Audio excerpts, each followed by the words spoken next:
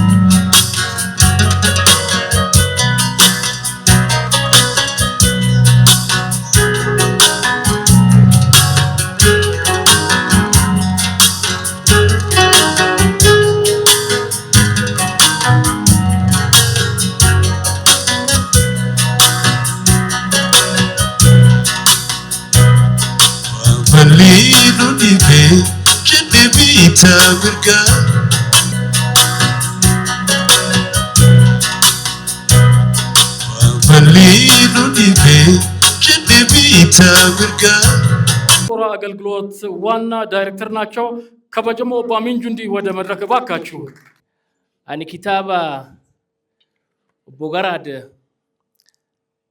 ስላ ነሞታ ከኬናቲ ንዩ ገመገመሙን ቀቡ ጅራ አከፈዳ ከገያት ቢየህዩማ ኬስ ጅርቱ ተና ኬስ ቢየህዩማ ኑ ቀብደ ከነ ኬሰት ስራር ቡልቺቶኒ ቢያ ፒኤም ቸከና ደበለተኒ አስታኒ kitaabicha kana dhugaa isaa arganii dhugaa garaadis beekuu qaban jedhee nama amanuraa tokkoon jechuudha. ጋዜጠኛ ደራሲና የኮሙኒኬሽን ባለሙያው አቶ መላኩ ብርሃኑ የመጽሐፍ ግምገማቸውን እንዲያቀርቡልን በአክብሮት ወደ መድረክ ጋብዛለሁኝ። አቶ መላኩ ብርሃኑ ባካችሁ እጃችሁን አንዴ። መጽሐፉን ከማንበቤ በፊት በቅድሚያ ስለ ጋራድ ኩባንያ ማቀው ነገር ምንድነው ብዬ ራሴን ጠይቄ ነበር። አምሮዬን ስፈትሽ ጥቂትም ቢሆን ለዚህ ጥያቄ የሚሆን መልስ ፈልጌ አላጣሁም። የአዲስ አበባ ልጅ ነኝ። ስለ ጋራድ ኩባንያ ሰማ የነበረው ከብዙ ዓመታት በፊት ገና ተማሪ ሆኜ ጀምሮ ነው። በተለይም ዓለም አቀፍ ዝና ካለው የሳምሰንግ ኩባንያ ምርቶች የኢትዮጵያ ወኪልነት ጋር ተያይዞ በኔ ትውልድ የጋራድን ስም የማያውቀው አለ ለማለት በጣም ይቸግረኛል። ያኔ አክስቴን ለመጠየቅ ወደ መርካቶ ሲሄድ በተክለ ሃይማኖት ቤተክርስቲያን በኩል ባለፍኩ ቁጥር የዚያ ሰፈር ላንድ ማርክ የነበረውንና ጋራድ ያሰራውን ህንፃ እንዲሁም አደባባዩ መሃል ቆሞ የነበረውን ዘመናዊ የሳምሰንግ ሰዓት ሁሉ ጊዜ ማረሳው። ከጊዜ በኋላ ደግሞ በተወለድኩበት ኦሎምፒያ አካባቢ ቀዳሚ ከነበሩት የወቅቱ ዘመናዊ ህንፃዎች መካከል አንዱ የሆነው የጋራድ ህንፃ ሲገነባ ሸዋ ዳቦ የሚለው የኖረ የሰፈር ስም በጊዜ ሂደት እየጠፋ በምትኩ ማን ሆነ ጋራድ ህንፃ ወደሚል መጠሪያ ተቀይሮ እንደነበር አስታውሳለሁ። ምክንያቱ ደግሞ ህንፃው በጊዜው ለሰፈሩ ዘመናዊና አይነገብ ስለነበር ነው። በሊዱ ዲቤ ከደቢታ ብርጋ ካራስሪ ዲፍቴ አዲፍቲ ዳቦጋ ዳቦጋ መጽሐፉን ይዘው መጽሐፍ ያስይዟቸዋል። አንዳንድ መጽሐፍ ያስይዟቸዋል። ያው ፕሮቶኮል ጣስና ፊት ለፊታችሁ ልሂድ። ፕሮቶኮሉ ልጣስ ለዛሬው ጋራድ ሳላዲን አቡበከር ሀብታም ናቸው፣ ቢሊየነር ናቸው። ግን እኔ ያልኩት የገንዘቡን አይደለም። 7 ቋንቋ የሚችሉ ጀግና ኢትዮጵያዊ ናቸው። አፍ ሶማሊ፣ አፋን ኦሮሞ፣ አፋን ሀረሪ፣ አፋን አረባ፣ አፋን አማራ፣ እንግሊሽ እና ትግርኛ።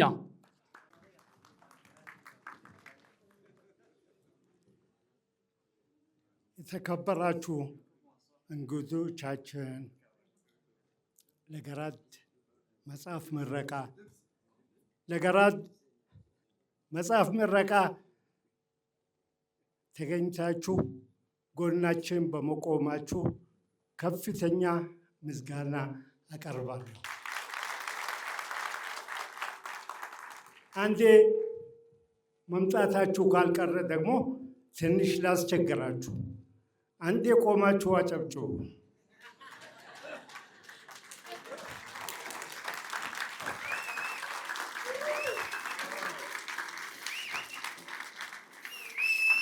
ቴንኪዩ በጣም አመሰግናለሁ። መቸገራችሁን በደንብ አይቻለሁ፣ ግን ጭብጨባው አንሶኛል።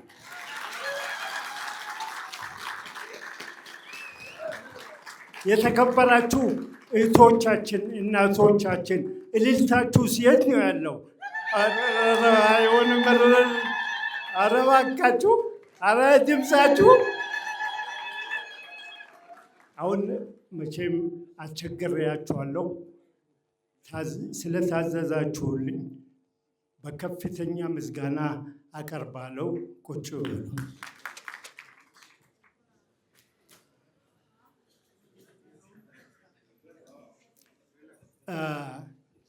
በነገሮች መሀል ጨዋታ፣ ቀልድ፣ ለከፋ ስትጨምር ነው የሚያምረው። አሁን በመቆማችሁ በማጨብጨባችሁ እልልታ በማድረጋችሁ መድረኩን አሳመራችሁት። ስለዚህ አመሰግናለሁ። ዋው!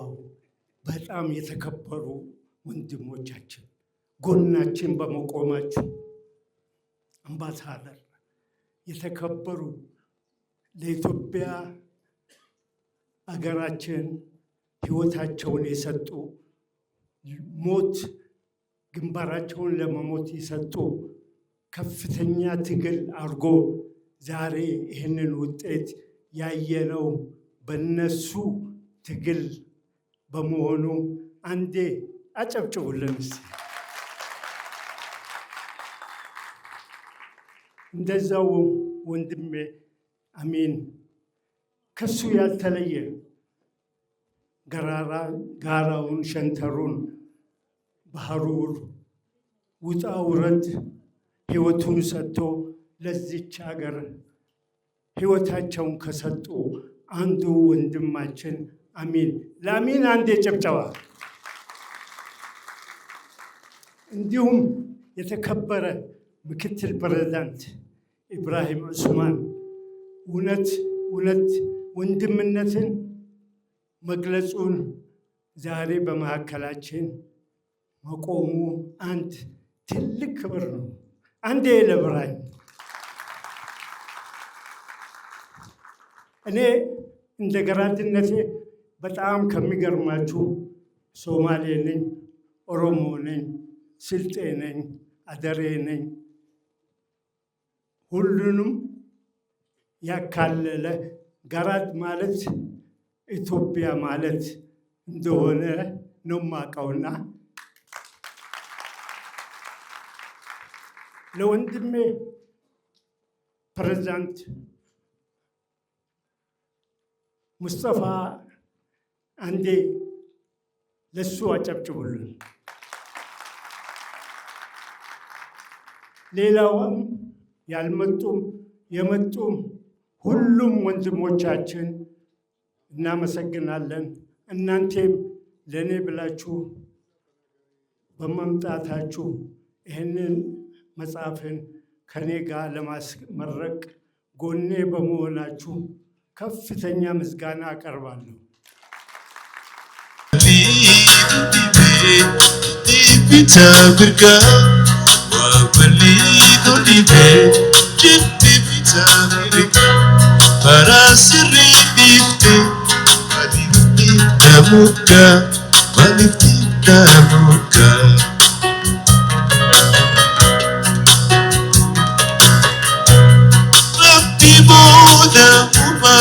Kasira jalise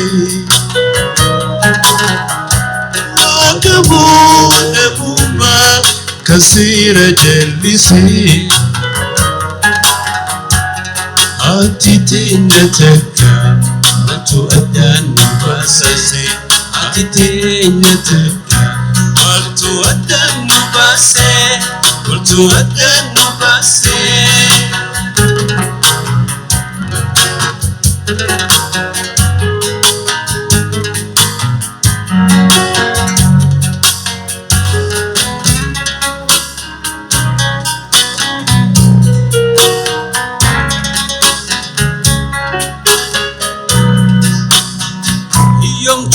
Neto alala siwamti fulake argudaf edudaniyati sosobendindeyo imiman harjafti Egaa kabajamtoota daawwattoota keenyaa guyyaa har'aa kitaaba eebbisiisuudhaaf asitti argamnee jirra. Kabajamoo Gaaraad Saalaaddiin Abubakar isaa wajjin jirra. Daqiiqaa muraasa qofaaf isaan intarvii fudhannee kaanii deebineetiin wal geenna. Turtii gaarii. Baga gammaddan. Baga hojii gammaddan. Gaaraad jechuun maal jechuudha? Gaaraad jechuun mootiidha, sulxaanaadha, damiinaadha, biyyaaf ka tolu, seenaa guddaa ka qabu jechuudha. Soofii Umar irraa eegali. Garaada Baalee jechuun biyyaaf nama kabarsiisee gosa gosatti amata 600 duratti biyyaaf teknooloojii mahayyummaatti seenaa diinaa namni akka baru arra waan arkinu kana idilee namni keenya barsiisee maqaan arrarraa eegali. Achi seenaa sanarraa eegali Garaada Baalee jedhanii maqaa guddaa qaba. Garaada jechuun akkasiidha. Ummataaf faayidaa Itoophiyaa jechuun garaada jechuudha.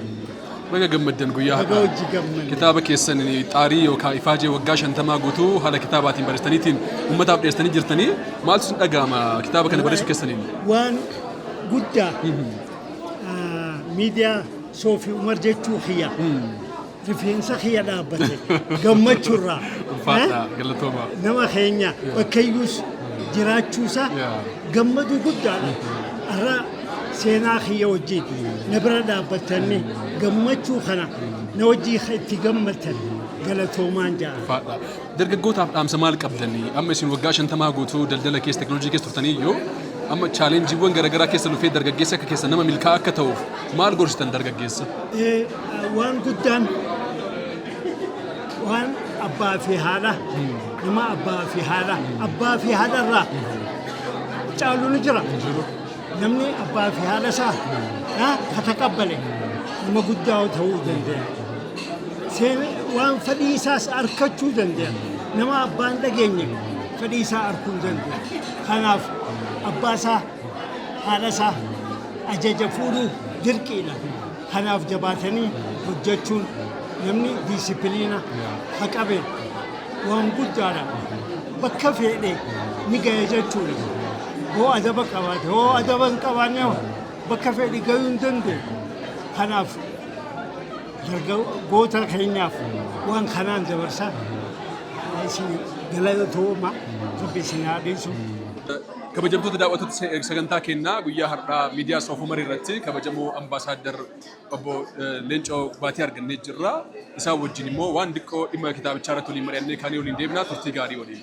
Baga nagaan dhuftan. Guyyaa har'aa kitaabni kun eebbifamee jira. Mata dureen kitaabichaa maal jedhaa? Kitaabicha haala kamiin ilaaltanii namni eenyuunfaa osoo dubbiseeti kitaaba kanarraa fayyadama jettanii ilaaltu?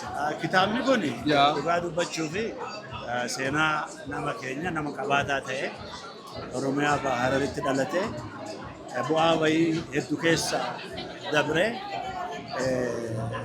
qabsoo walirraa hin cinne otoo hin ifatin osoo abdiin kutatin gufuu isa qonnaman hundarra tarkaanfachuudhaan sadarkaa guddaa nama gahe har'aan kanatti warshaa guddaa bakka adda addaatitti sosochoosu gamoo adda addaa qabu akkasumas ammoo harka qaleeyyii tolaantummaadhaan nama gargaaru akkasumas ammoo pirogiraamotni mootummaan ummataaf jecha hojjetu waan akka misooma bu'uuraa irratti qabeenya qabanirraa kennaa kennuudhaan sochii mootummaa nama gargaaranii akkasumas ammoo nama hedduu sammuun isaanii dalagu nama sammuun isaanii yeroo hunda yaadu yeroo hunda waa kalaquuf waa uumuudhaaf carraaqu kanaaf nama umurillee baay'ee kutee miti ammas hojii hedduutu isaan hafaa namni keenya dargaggeessi keessaawuu interpreneurship amma moodeela addunyaan ittiin tarkaanfattu kana isarratti hirkachuudhaan akka isaanii milkaa'uu danda'anii jechuudha. Fakkii guddaadha. Hedduu gammadee akkuma beekamu 83 yookaan akka faranjii 91 as namni keenya qabaatan hedduun miidhamee namni miidhamee kun biyyaa bahee kun ammoo gartee shira hedduutu irratti dalagame amma sun hundi qabsoon irra aanamee namoonni keenya akkanatti ol mul'achuun fakkii ta'a hamilee ta'a hedduutti gammadee galatooma.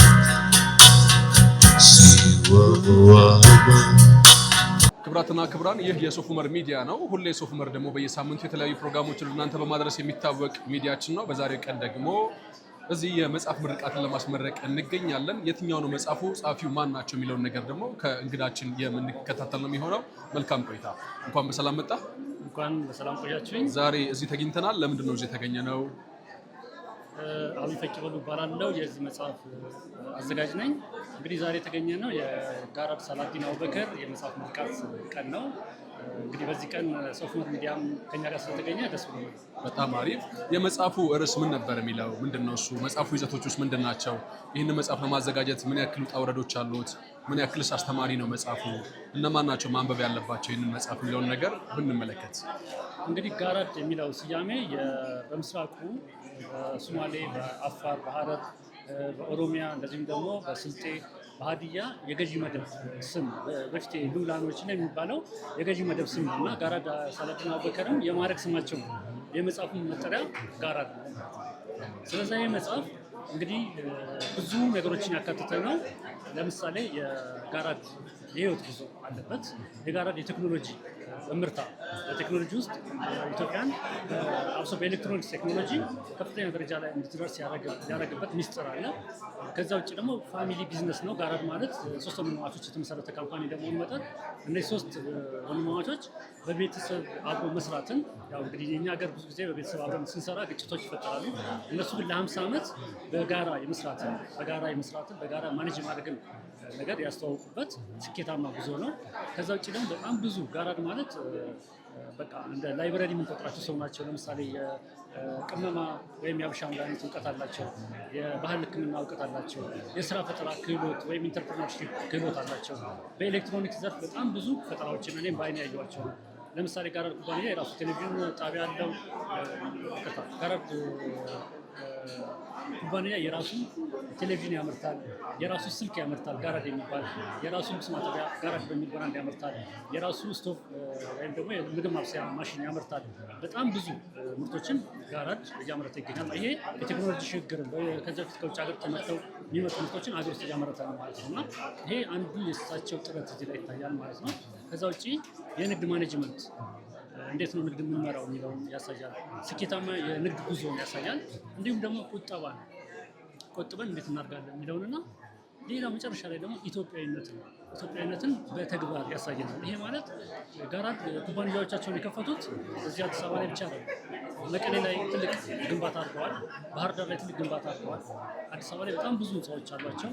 ድሬዳዋ ላይ፣ ሀረር ላይ እያለ በተለያዩ የሀገራችን ክፍሎች ግንባታዎችን በማካሄድ ለሀገራቸው አርአያ የሆኑ ኢትዮጵያዊነትን በተግባር ያሳዩ ሰው ናቸው። ክቡራትና ክቡራን፣ ይህ መጽሐፍ ደግሞ በልምድ የተጻፈ መጽሐፍ ነው። ከሀ እስከ ፐ ድረስ የዚህ የመጽሐፍ ግለ ታሪክ በህይወት ውስጥ ያሳለፋቸውን እያንዳንዱን ነገሮች የጻፋቸውም ሳይንስም ጭምር በውስጡ ያካተ መጽሐፍ ነው። እጅግ በጣም ተወዳጅ መጽሐፍ ነው። የት ነው ይህንን መጽሐፍ ልናገኝ የምንችለው በሽያጭ ደረጃ? እንግዲህ ለጊዜው እዚሁ ጋራድ ኩባንያ ወደ ስር በሚገኘው ሞል ላይ መጽሐፉ ለሽያጭ እንደሚቀርብ ያለኝ መረጃ ያሳያል።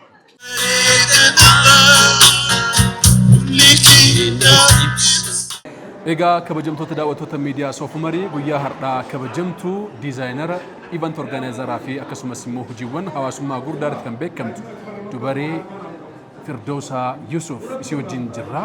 Guyyaa har'aa meegaa fi tokko gaafannee kaan isii wajjin walitti deebinaa turtii gaarii. Baga nagaan dhufte. Baga nagaan eedan. Guyyaa har'aa kitaaba kana situ sagantaa isaa orgaanayiz godhee kitaabota sagantaawwan hanga dhaa qopheessite keessaa wanti addis taasisu maali sagantaa kana? Sagantaan tun wanni addana taasisu Saalaadiin Garaad walitti kalooyina beete yeroon wal arkine hunda wahuma addaan na himalaan haasawni isaa waan irra dubbate boru deebi'een dubbatu so kitaaba abbichi katabatee fixateen xumureen duraan wanna godha organize godhu ture kana katabbiirraa mucaa katabu maanaajara kiyya ture abii yaamee seenaan tun akkanumatti lafatti hafuun qabdu wanni kuni buukarratti barraayamee dhalootaaf darbuu qaba faamilii isaatiif illee hafuu qaba jechuun nama kitaaba kana barreessu fidee barreessisee itti himatiis waliin geessinee akkasii attamnee kitaabniin ani yaada fidee yaada saniin barreessisanii arra sadarkaa kana gahee akkanatti eebbifamuun baay'ee natti tolee jira baay'een gammadee jira. Kitaabicha keessa gahee guddaa gahee olaanaa qabda jechuudha. Okay. Amma immoo guyyaa har'aa namoonni baay'een argamanii jiranii waa'een kitaabaa immoo wanti baay'een ka'ee jira. Kitaabicha namoonni dubbisuudhaaf waa irraa barachuudhaaf gurgurtaa eessatti argatu? Gurgurtaan kitaaba kanaa hunna fooqin keessa jiru kunis ka garaad kanuma isaati. Asumarratti argama. Shanaffarra ofiisa isaatti gizeedhaaf san booda dispileey adda addaatti jala kana godhama. Kanaafuu asumarraa argattan jechuudha. Fuulduraaf akka dhuunfaatitti maal sirraa eegna maal jechuudhaaf karoorfattee jirta bara 2018 kana keessatti yeroo darbee Miss Visit Oromiyaa irratti sagantaarra turtee iyyuu amma immoo faashin diizaayiniidhaan ivantiiwwan adda addaatiin haala kamiin si eegganna maaltu wanti haaruu fi maaltu dhufuu danda'a? Dhugaadha Visit Miss Oromiyaa amashaniin dorgommii kana duuba ture. Dubartii adda addaatis huccuutii oofisee addunyaa irratti akka mo'an godhuudhaaf gahee guddaan wanna godha. Isaan deemanii achitti dorgommii godhu osoo hin ta'in yaaluttiin jirra. Warruma dorgomu sanuu warruma addunyaa sanuu warra gahee kanaa wajjin waliin haasawee amata kana osoo hin dhumin dura biyyuma tanatti dorgommii guddaa godhu. Yookaan immoo ijoollee teenya meelaan faashin irratti achitti akka dhaqanii waan san garsiisan godhuudha. Kana gaama takka guujatte lama silaahuu hin dhaabbattu. Mrs. Reechas Baranaati sanumaatutu daanyaan ture. Kanaafuu shamarran keenya babbareedaan qaqqaaliin as bahaa jiranii industiriin tun ammaan tana moor atteeshinii kan namutti jira. Duraan akka duraaniiti miti duruu gaaguu moodelingii jettu namnu akkuma waan laafatti ilaala. Immoo kun immoo biyya barsiisuudhaaf aadaa ifii barsiisuudhaaf turizimiidhaaf gahee guddaa waan qabu jecha. Kanaafuu akka gaariitti irratti hojjannee addunyatti gaammaas ittuma fufnaan jira. Egaa kabajamtoota daawwattoota keenya dubartoota Oromoo keessatti milkaa'aa ta'an keessaa tokko dubartii Firdawsaadha. Guyyaa har'aa immoo ishee wajjin jirra. Dubartootaa fi dhaamsa maal qabdi? Akka isaan jabaatanii chaalenjiiwwan garaagaraa keessa ba'aniitiin ispeeshaalii ni beektaa Afrikaa keessatti, Itoophiyaa keessatti, Oromoo keessattis yeroo garaagaraa dubartoonni baay'een isaanii akka kan hirmaachuudhaaf carraa arganne akka hirmaataniif akka milkaa'aa ta'anii ba'an gochuudhaaf hojiin hojjetaa jirtu maal fakkaata? Maal isaan gorsitas? Dubartiin by the way waan laafatti asin dhuftu nutumarraa eegalee dubartumarraa eegalama dubartiidhaati. Ati dubartiidha daba godhadhu suuta deemi kana waan waliin ja'anii jira. Dubartiin cimtuu ta'uudhaaf dura peeshinii qabaachuu qabdi. Obsa qabaachuu qabna. Waan hundi yoo nurratti gahee obsaan irra darbuu qabna. Waan hunda akkuma isni dhufetti deebisuu danda'uu qabaachuu qabna. Kanaan jira. Ulfaadhaa galatoomaa horaa bulaa deebanaa nagaan tura. Egaa daawwattoota keenya har'a sagantaa maaltu haaraa keenya Gaaraad Sitii Moolitti argame eebba kitaabaa Gaaraad Salaadiin Abubakar kan hanga ammaa isiniif daawwachiisee fakkaata. Miidiyaa Soof-Umar sabskiraayib gochaa nu faana turaa isiniin jenna. Kitaabichas bitaa dubbisaa isiniin jenna. Turtii gaarii isiniif haa ta'u.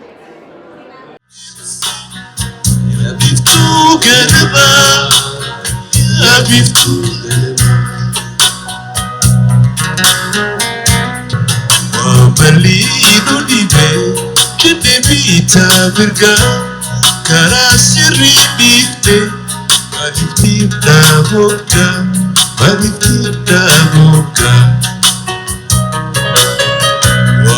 balido dibe bita virga wa balido dibe kende bita virga karasiri difte Damuka, malifti damuka.